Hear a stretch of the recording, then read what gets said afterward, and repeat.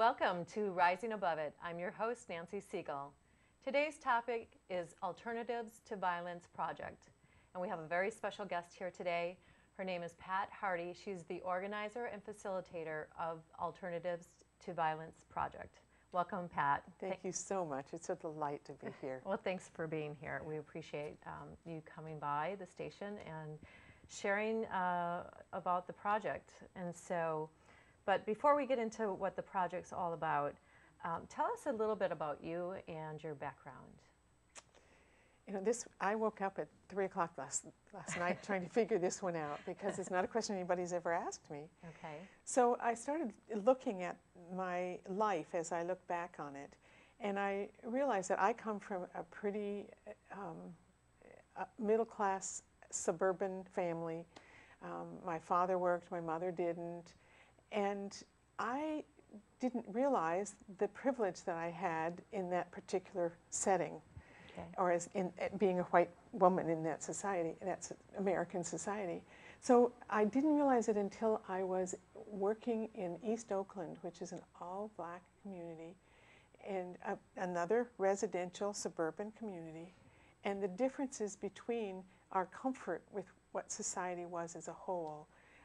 I had kids who'd never left that area, even though they could go downtown and take a bus to Oakland. I had kids I was working with who'd never left that area, which was like totally foreign to me. Mm-hmm. I felt comfortable going everywhere. Okay. And then as I proceeded on in my life, I had experiences. I spent my junior year in Beirut and discovered a whole new culture that I didn't know very much about, and that gave me another picture on my life. And throughout my life, I've had these wonderful experiences of learning about other people's culture. And it's become very important to me in every position that I'm in that we involve people who see themselves as different. I see myself as different, and we need to begin to start talking to one another in a way that's beyond what we're used to.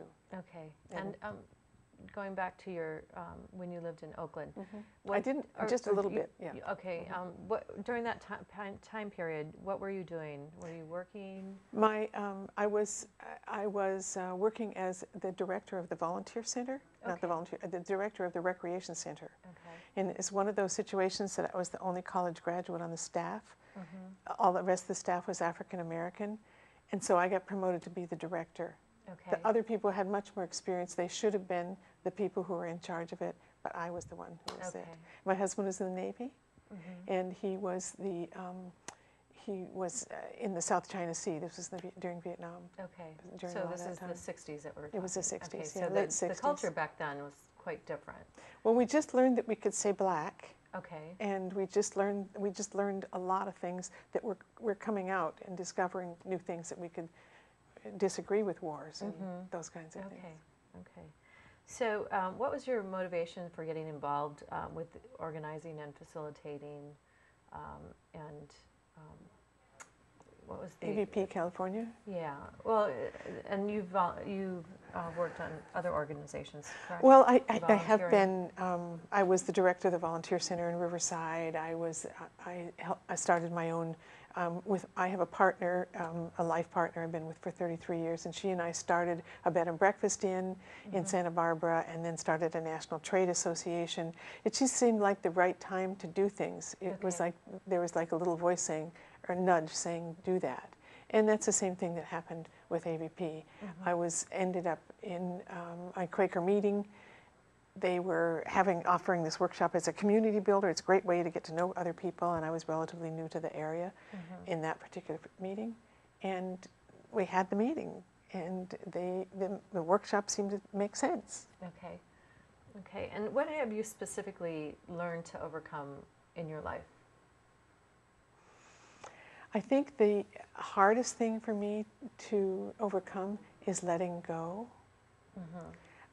Letting go of my children, letting go of people in my family who need to be let go. I don't need to be the boss of them anymore.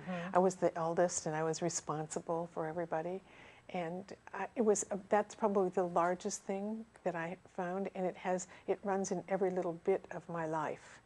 Letting go is a huge issue for many people on many levels. letting go and forgiveness too. Yes, well, it's sort of So, integral. right, Yes, right. yeah. And with AVP, do you find that also runs with the people that join, do the workshop and that are involved with AVP? Do you find them also in that position too? Of I think that's one of letting those, one of the many aspects that happens in an AVP workshop. Okay. Yes. Okay. Now, in a few moments, we're going to cue up the video, and I want to ask you first, what is Alternatives to Violence Project? What is it? Well, it's probably most helpful to know how it started.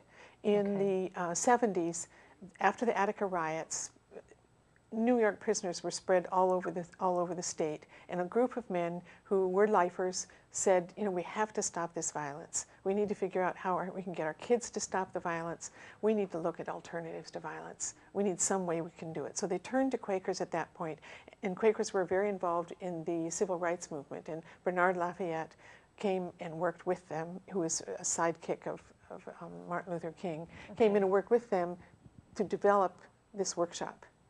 And it then spread to other prisons. It's now throughout the world.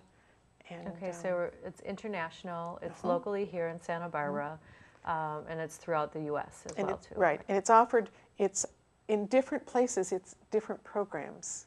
Okay. The core values are still the same, but when you go to Rwanda and Burundi, it's about rebuilding a destroyed community. What was a functioning community was destroyed by the genocide in Rwanda. Similar kinds of things, but not with the same drama, happened in Latin America and many other countries where torture and so forth. Right. So that bringing those people together in a community is a significant part of what happens. Okay. Okay. And what makes AVPs so unique compared to maybe some other programs that may be out there? I think part of it is that it is totally participatory. So you and I have talked way longer than we would be talking in a workshop.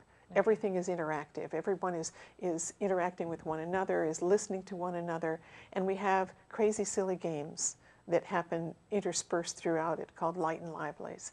And that interactiveness brings people who are total strangers into a comfort, a trusting place. Then they begin to grow and allow themselves to come out and grow. And in the end, you end up with a new community. And it's a new community in the prison. It's a new community in Santa Barbara. It's a new group of people who now trust each other and can share parts of their lives with each other. That's great. Okay, so let's bring up the video.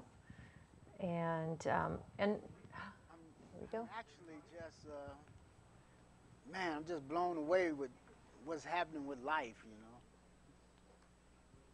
When I entered San Quentin for the first time, it was a very racist environment and segregated environment. And so in the AVP workshop, it's not that. It's total opposite of segregation. The beautiful thing about the diverse nature of the community workshops is you see people from different walks of life coming together and revealing the humanity behind the illusions. This person's not like me. This person can't agree with me on anything.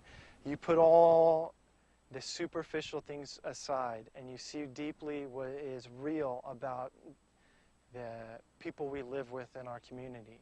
Obviously, I wind up in prison with a life sentence. I screwed up pretty badly somewhere. And over the years, I knew I had to make some changes. A lot of the exercises that we do involve exploring who we are and what motivates us and what our triggers are and all kinds of internal kinds of things. And that, for me, that was extremely valuable. The gathering was something that you don't know about me is. It's kind of a traditional gathering that we do a lot in AVP. And it's usually done, now I've experienced it a lot, with more light things like I play the violin or I do this. And I was one of the first ones to go. I remember it started near me. And there's a concept we use in AVP called transforming power. And it's like just a sense that we get beyond our own sense of intelligence. And it came to me that I need to just share that I happen to be a gay man. And what happens is if you share with me at a deep level, that gives me license That gives me a sense of comfort, sense of safety that I can share with you at that level. There was one exercise in particular that I recall that stays with me, and that was human to human. One inmate would have their eyes closed and the other one, their eyes open, looking at them. And the facilitator was speaking, reading this dialogue.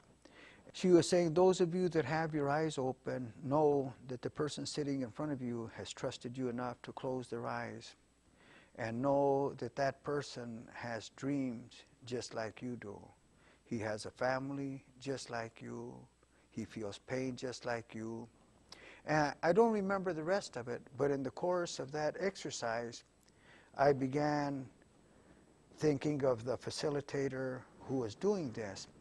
And she had mentioned in a previous exercise having had a family member who had been assaulted. And I thought she said killed in a robbery. And I thought, and here's this lady coming in here and giving us love. And I realized I could have been the person who killed her son. And it struck me pretty hard. And then I realized that she could have been my mother, and I could have been the one that killed my mother's son. And somewhere in there, this shift took place, and I saw this wonderful human being whose son I had killed. And it's the first time that I ever truly felt the enormity of what I had done. I had maybe intellectually, emotionally, mentally felt remorse, regret, but I had never really experienced it in this sense. And it blew me away. I just started crying. I cried like a baby. Okay, thank you for bringing that video clip. And all those people, except for the one gentleman, were all prisoners at one point in their life, correct? All except the man with the hat. Okay. Yeah. Okay, interesting. And the last one was in prison 37 years. It's a long time. Started at 14. Wow. So, and he's had success then. He is successful. Yeah, good. How long have you been working with AVP in the Santa Barbara area? Well, I started in the Santa Barbara area about 20 years ago, 22 years ago. Okay. And why did you get so involved with it, and what caused you to do this work? I saw the powerful change that happens in people, and I also experienced many understandings myself. I began changing how I relate to people. I solved some problems that have been vexing me for a while, and individuals who've driven me crazy. And I was able to work on those with the rest of the people in the group. It's not a therapy group at all. It's just that by hearing other people's stories and by having somebody listen to me, I'm able to move into a new place. And, Sure. And when you teach something, you also get that. Well, what's the saying? It's like being a teacher, you learn the most. I don't recall the exact saying, that, but you learn the most from your students. So a lot of doctors say that. I learn the most from my patients. So I the ones who are looking on the internet and watching it. Yeah. So what's the purpose of all this work? We're in a place where there's a great deal of violence in the world. And we think of the violence as not being us. When we talk about violence and talk about a workshop that's alternatives to violence in the community, the first thing people say is, it's not, well, I'm not violent. But then when you start, and if you take away the word violence and you put in trust, and you have a different picture of what it is you're talking about. Because the person who is violent very often doesn't think of themselves as violent. Many of the men we've seen in prison didn't go there feeling like they were violent. They were in the wrong place, wrong time, had been raised in a different kind of setting where that was supposed to happen. Okay. And so we need this opportunity to be able to look at how we hurt people. Conflict is not a bad thing, but when it turns to violence, it is. So how we work with conflict, just holding on to a conflict, can cause it to fester and grow into violence that we had no intention of having happen. Right, and we've just witnessed this 2 days ago. This is 2 days after the aftermath of the Boston Marathon bombing. You know, and as far as I know, it's still not known who was behind that, Right. that and responsible. Right. So it's anybody's guess. We can all make speculation, but I'm not going to. So, but that is also the ultimate, you know, whether it's war, whether it's Right. Terrorism, it's the ultimate in violence as far as I'm concerned. It is the ultimate in violence, but all of that happens within an individual. That's true. We are the people who start it. We're the people who foster it. We're the people who create that atmosphere that causes that. But until we start ourselves and work with other people on it, we can't make, there's no progress to be made in peace. Right, right.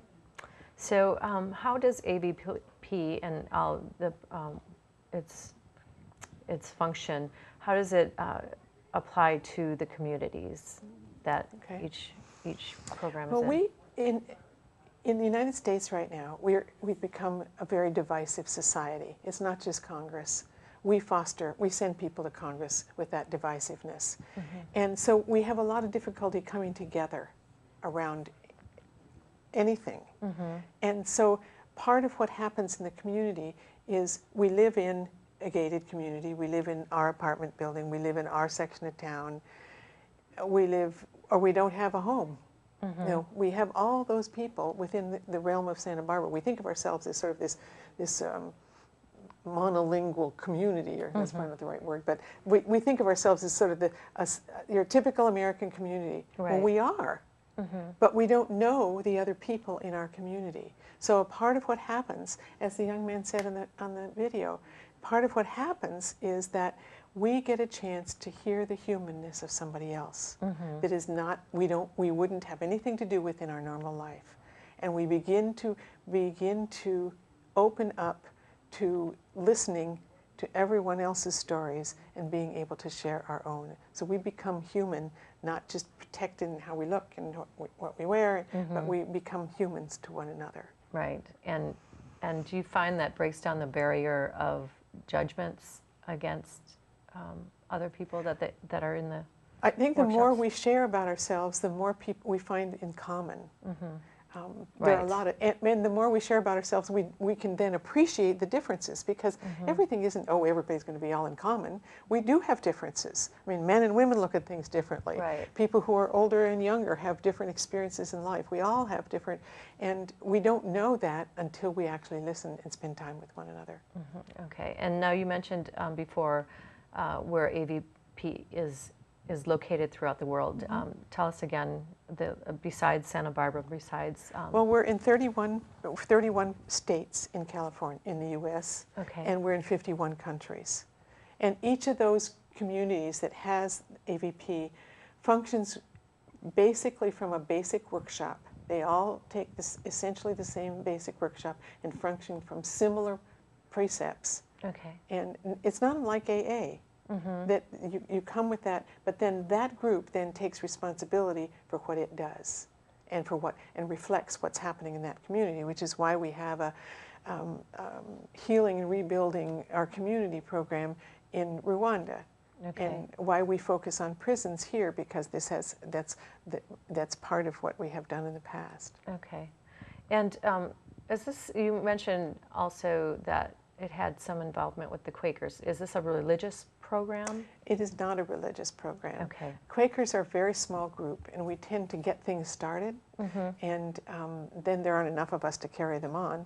And the fact that I'm a Quaker is only coincidental, but it has a very strong spiritual base that we call transforming power, that Toby mentioned in the film, that is really about caring and practical ways of looking at things and just being present for the spirit or for transforming power to work through you and to become a part of the situation, the mediating part of the situation. So it's faith-based, but not. No, I wouldn't say it's faith-based. Well, it has a spiritual concept. A faith part of the There's a people have to, spirituality. yeah, yes. they have to have some type of faith, I guess. No, actually, in themselves or in a higher realm. Is that correct or no? Mostly, they just have to. We're just coming to the point where I have to believe in myself. Okay. And whatever way that you make that happen, then transforming power meshes into it. Okay, and people from all denominations. Absolutely. Yeah. Okay. And no denomination. Okay. Yeah. Absolutely. And are you working with youth?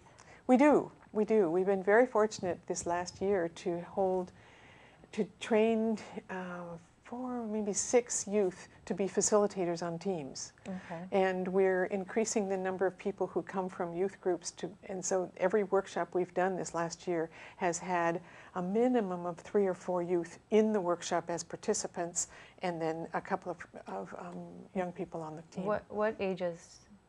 It's somebody from who was in junior high Okay. at the last workshop who was actually facilitating. Wow.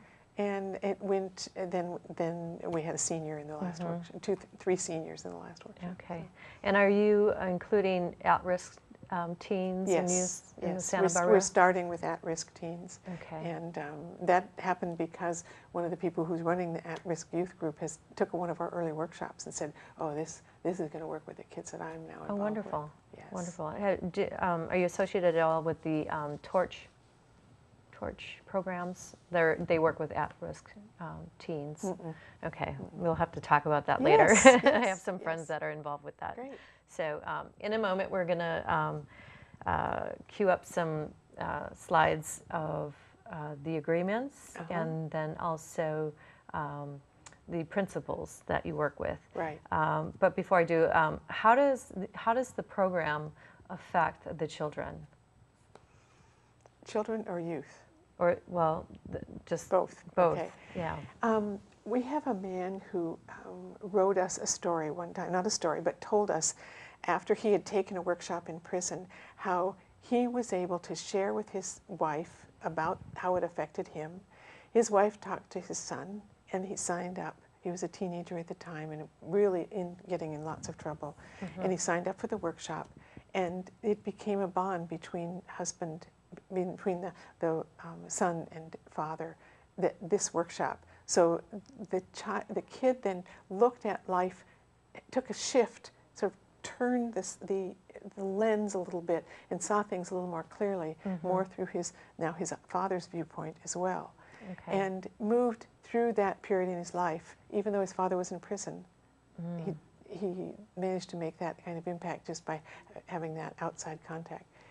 The other thing is that what happens with kids in the workshop is that we start off with affirming, beginning to build our self-esteem, because everybody who comes into new situations, unless they're this incredible salesperson, has some discomfort. Sure. And so we start by talking about, they get an adjective name. And they choose their own adjective name. Okay. So my name is right now Present Pat. It's been Playful Pat, but they choose the first initial of their first name, and they use their first name. Okay. And this has an impact. Then they keep that positive name all the way through the workshop, and every time they speak, they say that name. So they're constantly reaffirming that they are, I am Present Pat. I am Present Pat. Great. And so that it changes. It's those kinds of little things that change how we refer to ourselves. Interesting. I've done that in some workshops and seminars in the past, and it's fun because you can be whoever you want to be, and it's fun. So, what is the key to AVP?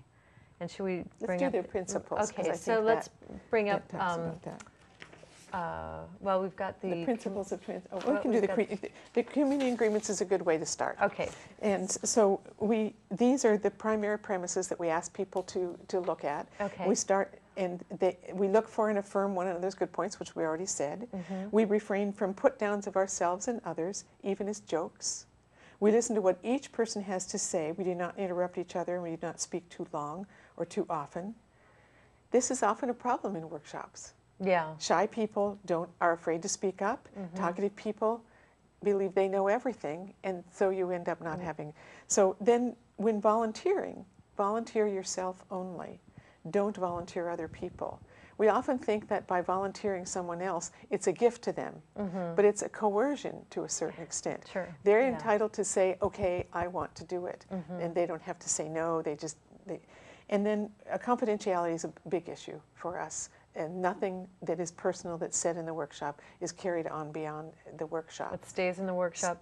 Exactly. What happens in the workshop Yes. stays in the Yes. workshop. Yeah. And then everyone has a right to pass. Okay. So I think those are sort of the precepts on which we build the working of the workshop. Okay, now let's look at the principles, which is on the next slide. The principles, we have also a whole list of guides, but these are the core essence of what we believe. Everyone has an inner goodness. There is, it may not be easy to find, and sometimes it takes a while for them to come up with it, but everyone does. Okay. And in every conflict, there's a possibility of a nonviolent solution. And we start with ourselves, we change ourselves first, and then a nonviolent conflict resolution is a skill. It only improves with practice. Yes. Yes, it is. So can you share some of the transformational stories of a few people that come to mind? Yes, yes. We had a young man, we've been working with youth this last year, and I spent some time with him and I said, so how has this changed what you do, how you live your life, or what's happened for you? And he said, well, you know, before I took this workshop, I didn't feel comfortable talking to adults. And he said, this workshop has given me the confidence to talk to almost anybody because I know that we're going to have something in common. Wow, what a great breakthrough. Because a lot of adults don't even realize that. Yes, yes, And or yes. sometimes we have to be reminded that, you know, we're all human. Yes, You know. yeah. And one of the things that I most commonly hear is something that a man said in a workshop recently. He was raised in a family and had been quite successful, and then went through some mental health issues and was now coming back from them. And he said, you know, this has given me that extra boost to feel that I am worthy to go back into society. I've also, I know in my own life, I have had some wonderful ahas. I struggle with a member of my family who drives us all crazy. I'm not alone. I think everybody has that in their family. Yeah, And there's always one in the bunch. Yes, and so I spent a lot of time talking to people. Some of the people in this workshop were that kind of person. And I would share, I would talk in the work, I would share, this is my concern, how would I solve that? And we have an exercise where somebody can give advice. We don't do that very often, but they can say, this is how I would share, I would change that. And my relationship with that person has changed so that he wrote me a letter the other day saying how much he really respected and was impressed with what I was doing. Oh, that's But wonderful. I never would have expected that That's from him. wonderful. Yes, yeah. Do you, the former inmates that have taken AVP, how are they doing in the community now? Well, they're people, so there's a whole range of things. We have a man who has facilitated with us who was in California Men's Colony, and when he came out in the community, began exploring the web and started doing things on the web, went into a reentry situation, and he now has a job being director of a development primarily focusing on the web. Wow. Another one who didn't come out with a lot of skills is supporting himself, has found a partner who he is enjoying living with, and she helps to make it so that he can have a place to live and can be a part of her family, and it's a beautiful relationship. Great. And another one I know came out and went directly to work into his family's business. Good. You know, so this is actually helping them transition into the real life. Right. Let me ask you from the prisoner's emotional standpoint, issues of anger and resentment and whatever else comes into play. Does AVP help them to work on those issues? We hear, absolutely, Okay. absolutely. We hear over and over from inmates after they've taken our workshop.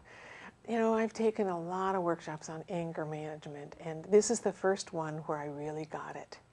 And I was really able to move away from somebody telling me what I should do to begin looking at what I was doing and begin to understand how I was contributing to the anger. I always blamed it on somebody else. Okay. Now I'm owning it, and I'm able to say, okay, I'm an okay person even if I do get angry, and I can handle that. Great. That's so important. It's amazing transformation. So how do people contact you if they're interested in finding out more about AVP?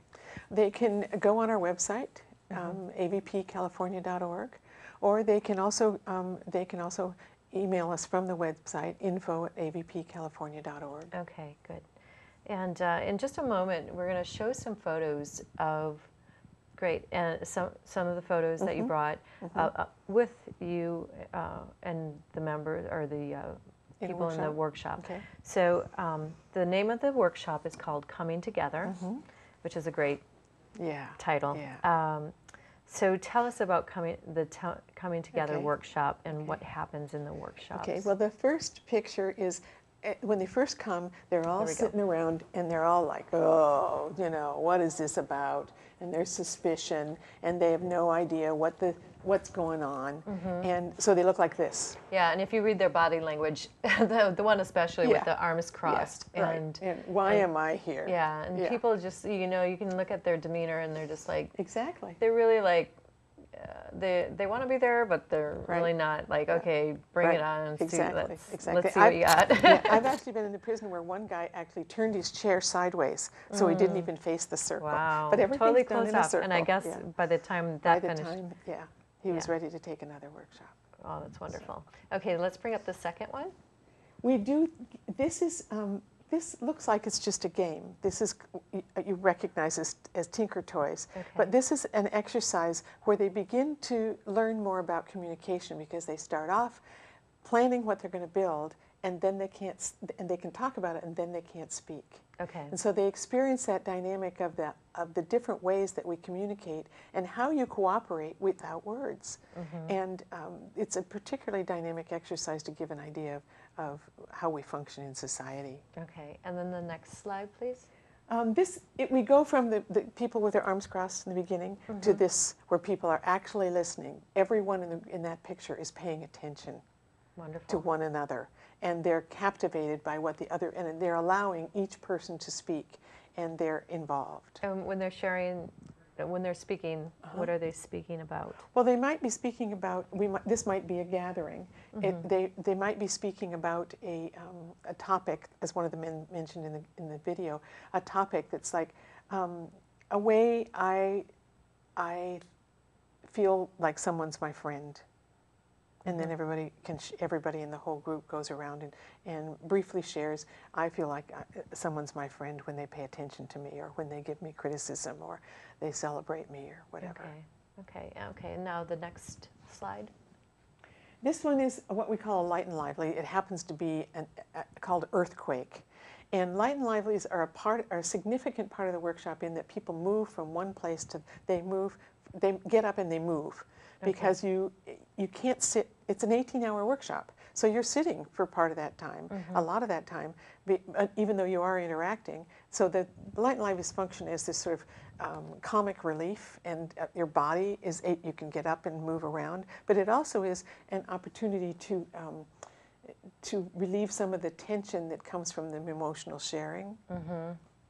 So that the shift of the energy. Yes, the shift of the energy, exactly. That's what I usually refer to. Yes, it's exactly. Like you can get stuck in that energy, and you know, with them doing something physical, it's always a good way to dissipate it or shift it. Yeah. So great, and here we have one more. And this, actually, there are two more, I think. Oh, two more. This one, this is sort of like, we established friends that we never would have expected we would have established. That's great. And these two became good friends during the workshop. Wonderful. And that happens a lot, doesn't it? It does. It does. And the woman on the right is a facilitator and formerly incarcerated. Wow. Okay. And the next slide, please. And then That's me. And then this one, this is the end of a workshop, at the end of a day, where we've moved from that, protecting ourselves to being open to one another. And we call this a Texas hug. And so that people have their arms around each other, but they're not touching their body part, they're just touching their shoulders. And I won't tell you how that works. You have to take the workshop to see how that works. But this is sort of the ending. This is how a workshop feels at the end.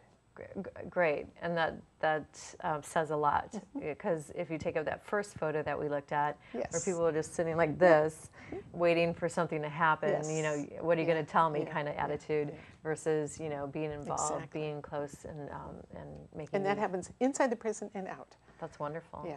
Inside the prison. Yeah. That says even more, because the prison system. Are you going to what levels of? We're in level 4 prisons, the highest level. Which is the highest? The highest, the highest security level. Okay. They've done the worst things.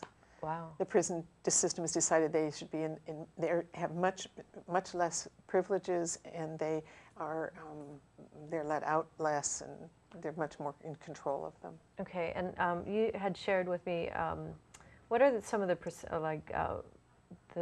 success rates?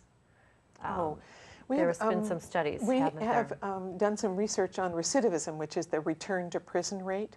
And it looks like we have about anywhere from 40 to 60% reduction in return to prison rate. Wow. And we find that is...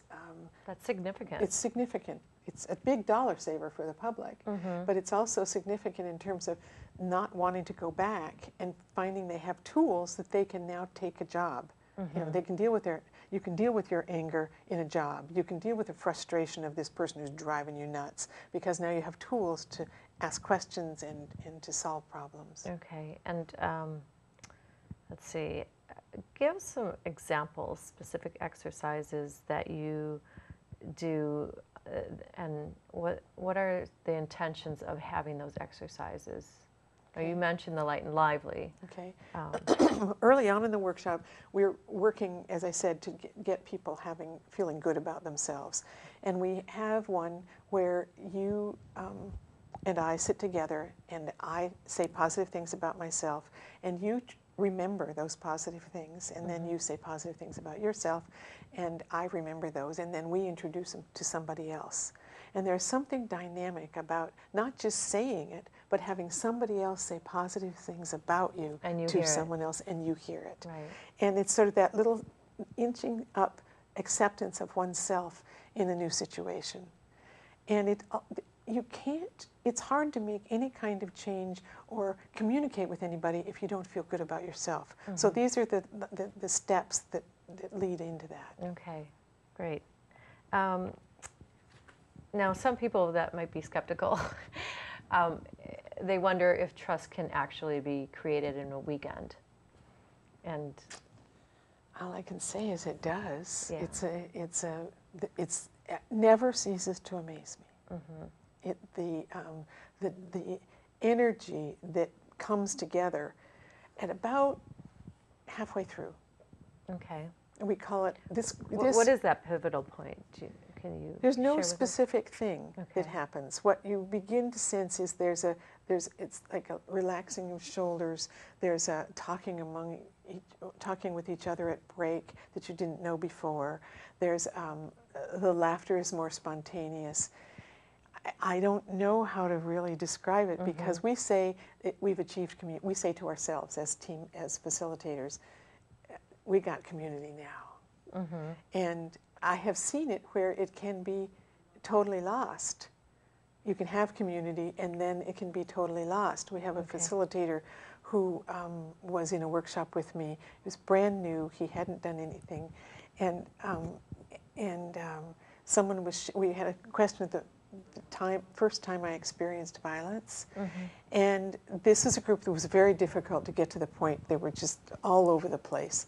And this exercise was really pulling everyone together. You really felt like we were coming together. And one of the women felt so trusting that she said, I've never told anybody here this, but the first time I experienced violence was when my father killed my mother in front of me. Goodness. And the man in the workshop, it could have been a woman too, the man in the workshop said, okay, well then what about, now my first experience with violence, there was no pause, there was nothing. And it's like you pluck the air all went out of what had been happening. So it takes some skill at doing this. And actually, I find that if someone gets what AVP is about, anybody can do this. And the people that are participating in the workshops are people from all walks of life? Are they They're not? all walks of life. Okay. Even in prison, we have sheriffs, we have petty thieves, we have the full range. And in the community, we usually try to have at least one person who's been formerly incarcerated, so they get to see the face of someone who's actually, then begin to see the humanity of that person. But we try to reach into all parts of the community, because then we really begin to hear the stories and the pain, as well as the incredible joy that people have when they're there. That's great. That's wonderful. Okay, so describe some of the mental challenges that people face in the workshops, and how they're able to overcome them. You mean they bring to the workshop? Pardon me? You mean that they bring to the workshop? Yeah. Yes. They bring into the, like, say they have anger or whatever. How do they deal with these challenges? And well, anger is a very common thing in the prison, and it's actually more common than people will acknowledge in the community. Oh, sure. We all have, at some point, somebody has driven us crazy on the freeway or whatever. Road rage. And yes, or just the spouse or the kid or whatever it is that gets you to that point. And we have a number of exercises that look at what are the buttons? How do you recognize what your buttons are that get you going? Where does that come from in your family history? Not in terms of your family values. Because sometimes somebody can push my button, and because they've thrown something on the trash, because in my family, we never threw litter on the ground. But in that person's family, it didn't make any difference. Right. So if I can acknowledge that this is a value that I have that other person may not, then we have to deal with that. Okay. The other thing that I've seen happen is we have people come to the workshop who are raised in families where violence is important. That the whole issue of violence has to do with their masculinity, right? Their family values. Okay. One kid, he was an adult, but it talked about when he was 7, his first time he experienced violence was there was a bully in school who beat him up on the way home from school. And he came home all bloodied and he was crying, and he came in the house and his father saw him and yelled at him and said, "We don't cry. We don't get beat up in this family. You go back there and beat the hell out of him. Wow. Because you're not coming back here or I'll beat you up." That's the family value. Wow. And that's not a part of my background. It's not a part of what I grew up to believe. And what happened for this guy in the workshop is he realized he didn't have to do that. And he said that he actually hid from his father when he did get beaten up. Wow. So his father never knew when he was. So you start to pull a family apart when you have that kind of thing. And he really acknowledged at that point that he didn't want to be that way anymore. And that's what got him into trouble. That's why he was there. Sometimes given that permission to change a way that you've been brought up. Exactly. It's like the light bulb goes off and it's like, hey, I don't have to be like this. I get a choice. Yes. And people do have choices, and they don't realize it. And, it sounds as though this workshop helps them to discover those options. I know people who have lived in some pretty serious family situations where they were always being negated by their family, and especially by their parents. And they would go to somebody else's house, and the family was nice to each other, and they were convinced that they were faking it. Because that's not the way families really are. Wow. So part of it is getting some reality, some balance in how we look at things. Yeah, it's a great different perspective from one person's reality and then changing that around. So how does the prison system support you? Oh, we can't we don't have enough volunteers to serve all their needs. We have officers who have said, when can I get to take this workshop? I need this one around anger.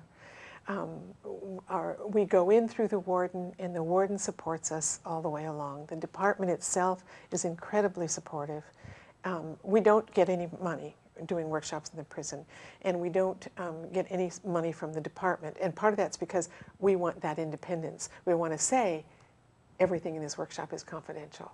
We want to be able to hold to our values, so we don't take any money. All our money is from individual donors. Okay. The other thing that is so satisfying is that we have had people in the prison system take workshops in the community. Okay. And they're supportive of us when we're there. We have some who are not particularly comfortable with us. They don't believe that these guys deserve it. But there are a whole bunch of them inside officers who say, this is great, I'm so glad, this is why I'm doing this work. This is what I had hoped I would be able to do. Great. So, so we've spoken about the prison staff is very supportive of the workshops, and you mentioned that the former prisoners do facilitate the workshops as well? In the community. In the community. It depends on the warden whether they can go back into prison. They have to be out for quite a while before they can go back in prison and facilitate. Okay. Although many would like to do that. Okay, but once they're out of prison, they can Absolutely, facilitate absolutely. We encourage them, invite them. Okay, what about street-hardened guys and gangs, or I shouldn't say just guys, girls too, and gang members? How do they participate?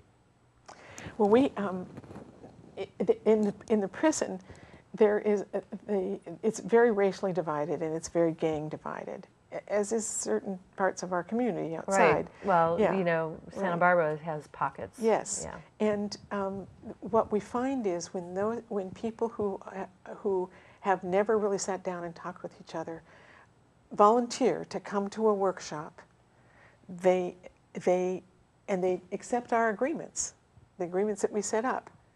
You begin to develop this trust. So you start off with people of one color or one gang sitting in one part of the room, and then we do a light and lively and everybody has to change chairs. And they start sitting next to each other. And then they realize that nothing happened. We have one guy who has worked with us in the prison, and he was the head of the white gang inside. He was what they call a shot caller for the white gang, and there was a shot caller for the black gang. And we are just introducing the first workshop, and they invited the shot callers to come, and they were convinced that they were being set up by the prison system. So they started off real like, what is this? And the more the workshop went on, they had agreed that they would leave. They would both. If one of them left, the other one would leave, because they could leave anytime they wanted. And they got to the end of it and said, "This is okay. We're going to tell our people." Wow. It doesn't necessarily mean that they're all hugging each other on the yard, but it does give them a tool. Very often they'll sit together at tables. They'll sit together in the yard, depending on the situation in the yard. They now have somebody they can say hello to and say their adjective name on the yard. Oh, wow. Okay. And so that it becomes They that still kind of use it. handshake. Yeah. Very good. Let's see. Let's talk about their skepticism and their resistance when you start your workshop. I think that's normal for people, and some people it's more normal than others. And I think we pretty much have done that one. I have had people, I've rarely had somebody who didn't soften and get to the end of the workshop and say, okay, when is the next one? Okay. So everybody is really It's involved. infectious. It's experiential. It's yeah, that's great. They make it happen because we believe that they have the ability to make that change. That's inside them. That's part of that. Everybody has that inner goodness. And so when they actually have a chance to help other people, they have a chance to share that dynamic. The pot boils and the magic happens. That's wonderful.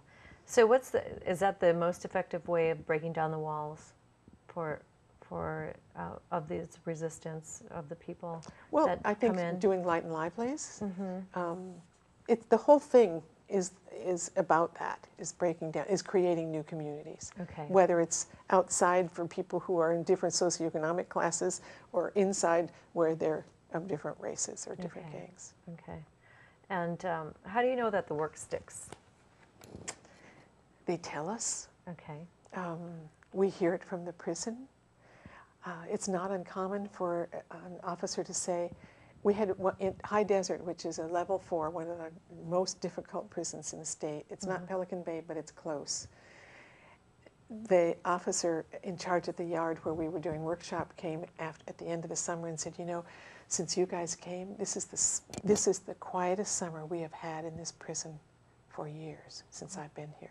Really? So they begin to experience a difference in how to relate to one another. The officers change too.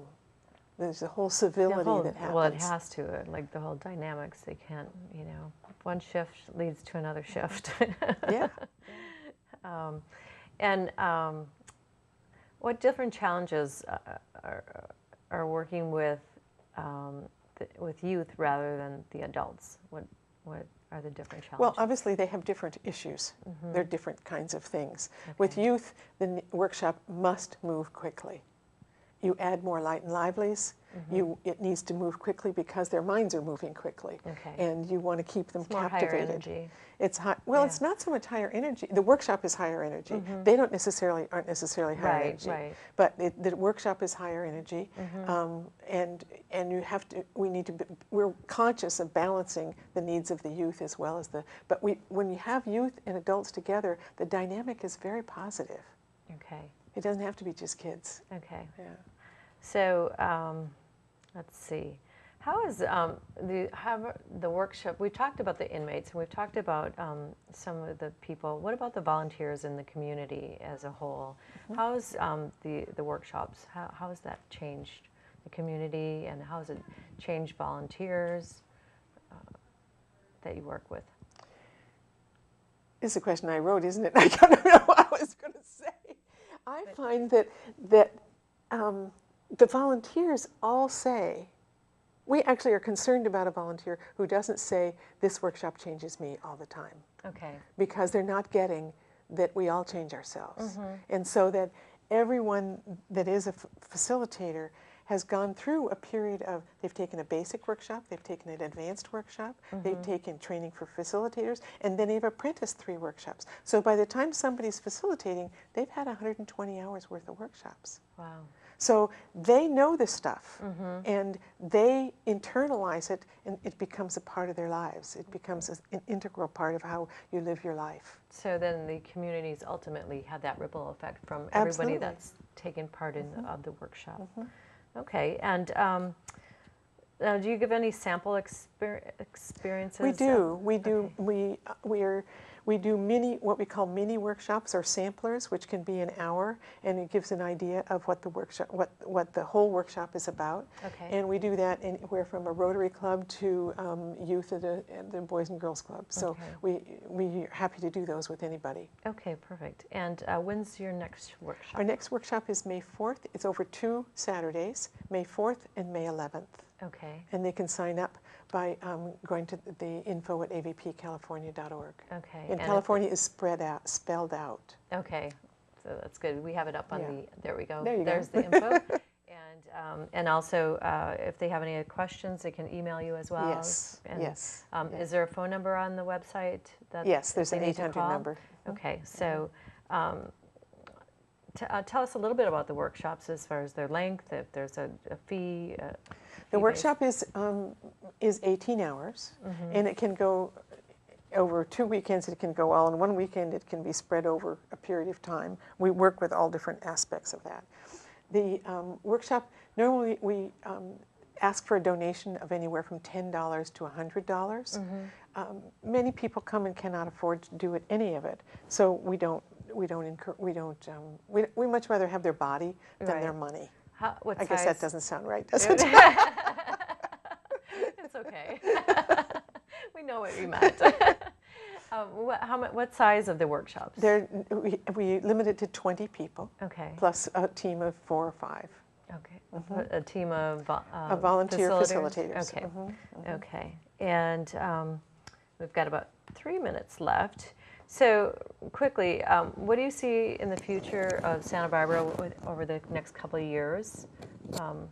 And what do you hope to have happen with AVP? I think in our the community? vision is that we're really in a point where we are trying this whole thing of coming together as a pilot project here in Santa Barbara to see if we can't make it work by offering it to as many people as possible, and see if we can't begin to experience a softer, gentler Santa Barbara.